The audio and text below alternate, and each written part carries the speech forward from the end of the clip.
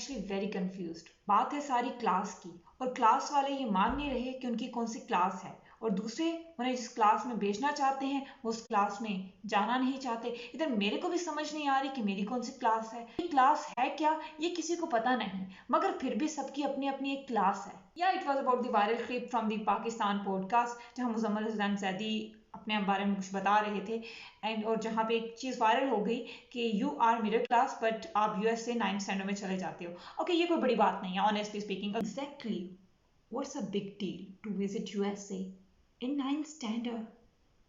Why you are hyping it? हमारे यहाँ तो मोस्टली पाकिस्तानी डिनर यूएसए में करते हैं, लंच यूके में करते हैं, ब्रेकफास्ट जापान में करते हैं। इनफैक्ट हमारी तो गवर्नमेंट भी लंदन से चल रही है। We are so rich and classy. And for all those people who are making fun of all these struggles, they should be ashamed.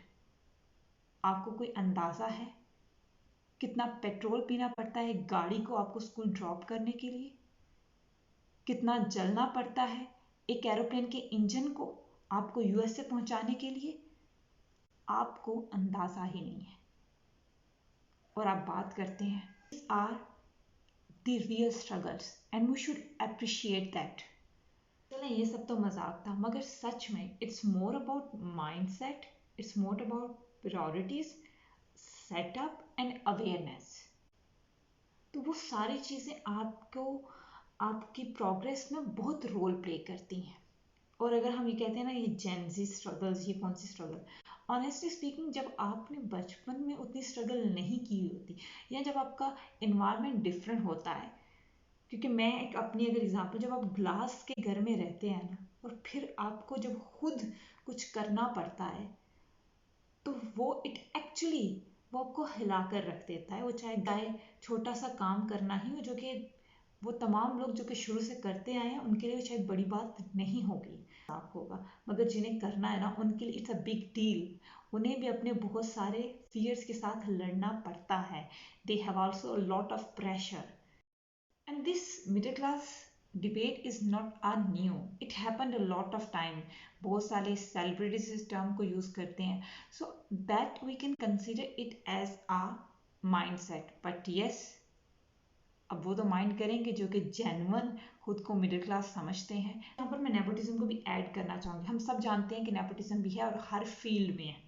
हम सब जानते हैं कि जहाँ पर भी आपके पेरेंट्स या आपके अगर दे आर वेल अवेयर, अगर उन्होंने कुछ चीज़ें क्रिएट की हैं तो अब आपके लिए जो पाथ है वो थोड़ा आसान हो जाएगा। We all know that as compare to वो लोग जिन्होंने अभी बेस से जो है वो स्टार्ट लेना है, उनके मुकाबले में हमारे लिए थोड़ी सी आसानी होगी, काफ़ी हद तक आसानी होगी। चलें ये कह रहे तो माने ना, प्रॉब्लम यहाँ पे होती है जब हम मानते नहीं हैं।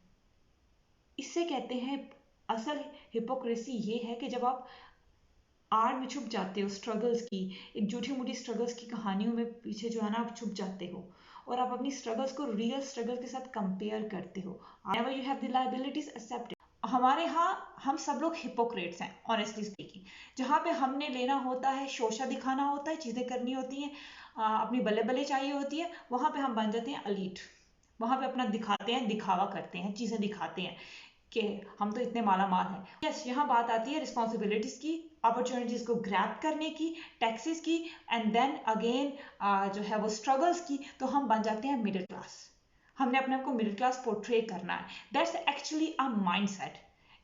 पाकिस्तान में ये हम मानते हैं एलीट क्लास, जो असल में ना जो जद्दी पुश्ती अमीर हैं, यहाँ पे उन्हें ही एलीट कंसीडर किया जाता है। वो 5-6% ही लोग हैं, बाकी सारे वो लोग हैं जिन्होंने किसी हद तक स्ट्रगल्स की। अब वो ऐसा हो सकता है कि फर्स्ट जनरेशन ने की, अब सेकंड जनरेशन जो है वो फन कर रही है, सेकंड इंजॉय कर रही है, सेकंड जनरेशन ने की तो थर्ड जनरेशन कर रही है। तो इट्स लाइक कि उनकी एक स्ट्रगल, इनकी एक स्टोरीज हैं, वो अपने आप को, और जिनकी स्टोरीज हैं वो अपने आप को एलीट नहीं मानते हैं, वो अपने आप को मिडिल क्लास ही कंसीडर करते हैं। There mindset, I am talking about their mindset. After all these experiences एक चीज़ तो कंफर्म पता चली है, पाकिस्तानी चाहे किसी भी कोने से हो, इन सबको अपने बारे में बड़ी खुशफहमी है। इन सबको लगता है कि वी आर प्रो, चाहे वो बर्गर्स हों, चाहे वो विलेजर्स हों, चाहे वो सिटीजन्स हों, सब अपने आप को 30 मार खान समझते हैं। और होता कोई भी नहीं है। बैंड तब बजती है जब आप अपनी कम्युनिटी छोड़ के दूसरी कम्युनिटीज़ में जाएं और वहाँ उनका ग्रुप हो, तो फिर जो बैंड बजती है ना, वो देखने के काबिल होती है।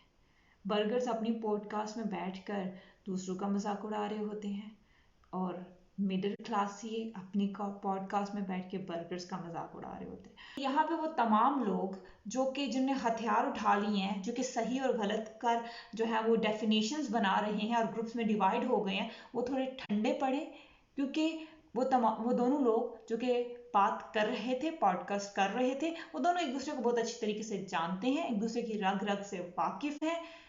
चंद दिनों बाद वो दोनों दोबारा किसी इवेंट पे इकट्ठे होंगे, आपकी बनाई हुई मीम्स पर हंस रहे होंगे। तो आप काहे को इतने जो है वो पैरामीटर्स बना रहे हो, काहे को जज कर रहे हो, काहे को जजमेंट पास कर रहे हो, when they really don't need judgement.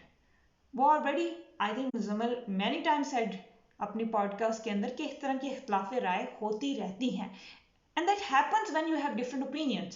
Certainly जब आप एक अपनी वॉइस रखते हो, आपका अपना एक ओपिनियन है, तो वो ओपिनियन किसी ना किसी से जरूर क्लैश करेगा। ऐसा मुमकिन ही नहीं है कि सभी आप लोगों के साथ एग्री करें, सभी आपके साथ बोलें। There are lot of people जो कि आपसे एग्री नहीं करेंगे।